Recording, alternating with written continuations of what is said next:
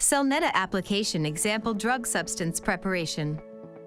Murata manufacturing CELLNETTA has a high aperture ratio and micrometer order uniform holes. It has been gaining attention for its use in fractionation for cellular material used in regenerative medicine and cell therapy. One possible use in the field of cell therapy using T cells would be fractionation of lymphocytes from blood samples taken from a patient.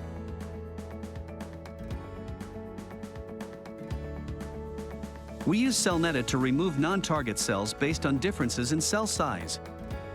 What we most like about CELLNETTA is its accurate pore sizes.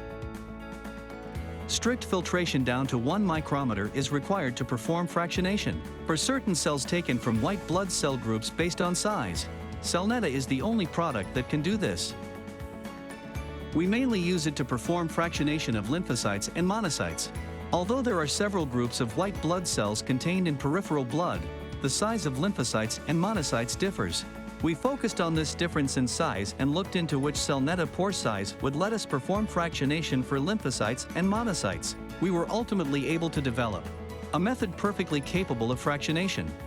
We believe that this will prove to be a revolutionary method for use in preparing cells to serve as materials for products in fields such as regenerative medicine.